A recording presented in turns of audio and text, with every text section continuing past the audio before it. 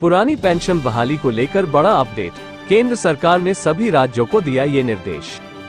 केंद्र सरकार ने एक महत्वपूर्ण कदम में सभी राज्य सरकारों को निर्देश दिया है कि वे उन अखिल भारतीय सेवा कर्मियों को एक बार का विकल्प दे सकते हैं जो राष्ट्रीय पेंशन योजना के कार्यान्वयन के लिए अधिसूचना से पहले विज्ञापित रिक्ति में शामिल हुए थे, यानी 22 दिसंबर 2003, और जो लोग 1 जनवरी 2004 को या उसके बाद सरकारी सेवा में शामिल होने पर एनपीएस के अंतर्गत आते हैं, उन्हें पुरानी पेंशन योजना के प्रावधानों के तहत कवर किया जाएगा।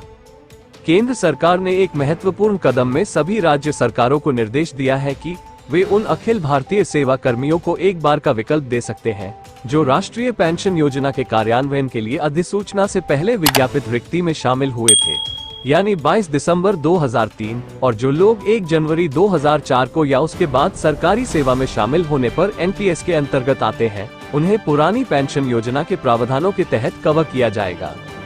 एक मुश्त विकल्प का फायदा उठा सकते हैं कर्मचारी।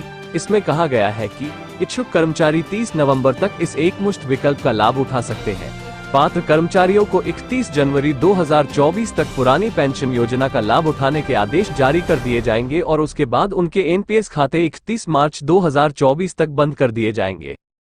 पत्र में दी गई है ये जानकारी। कार्मिक और प्रशिक्षण विभाग ने सभी राज्यों और केंद्र शासित प्रदेशों के मुख्य सचिवों को 13 जुलाई को लिखे एक पत्र में कहा, एआईएस अधिकारी जिन्हें किसी पद या रिक्ति के खिलाफ नियुक्त किया गया है, जिसे पहले भर्ती के लिए विज्ञापित या अधिसूचित किया गया था, एनपीएस की अधिसूचना की तारीख यानी 22 दिसंबर 2003, और जो 1 जनवरी 2004 को या उसके बाद सेवा में शामिल होने पर एनपीएस के तहत कवर किए गए हैं, उन्हें एआईएस अखिल भारतीय सेवा डीसीआरबी नियम 1958 के प्रावधानों के तहत कवर करने के लिए एक बार विकल्प दिया जा सकता है।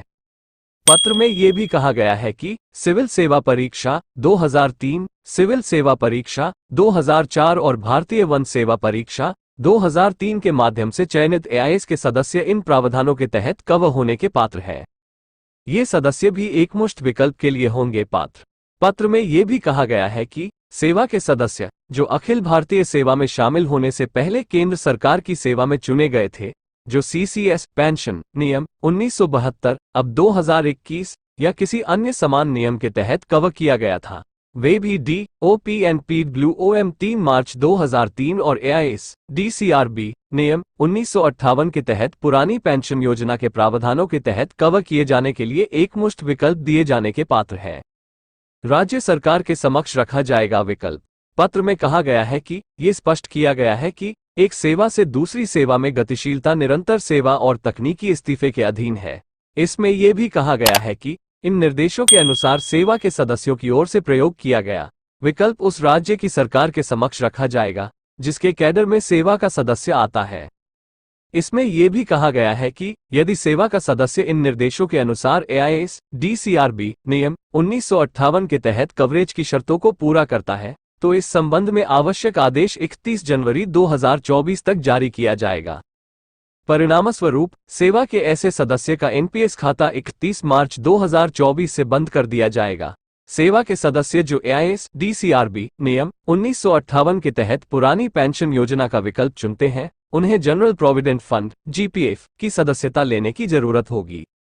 राजस्थान, छत्तीसगढ़ में लागू हो चुकी है पुरानी पेंशन। राजस्थान, छत्तीसगढ़ और हिमाचल प्रदेश की कांग्रेस सरकारें पहले ही राज्य में पुरानी पेंशन योजना लागू करने की घोषणा कर चुकी है। कांग्रेस ने कर्नाटक विधानसभा चुनाव के लिए भी ओपीएस को एक अहम मुद्दा बनाया है और सत्ता में आने पर मध्य प्रदेश में भी इसे लागू करने की घोषणा की है। अभी के लिए बस इतना ही, आगे भी ऐसे ही अपडेट आपको देते रहेंगे। आपको भी पाने के लिए हमारे YouTube चैनल अमेजिंग न्यूज को सब्सक्राइब करें और बेल आइकन पर क्लिक करें ताकि हमारे वीडियो आप तक सबसे पहले पहुंचे। जल्दी मिलते हैं नए वीडियो के साथ, तब तक के लिए नमस्कार।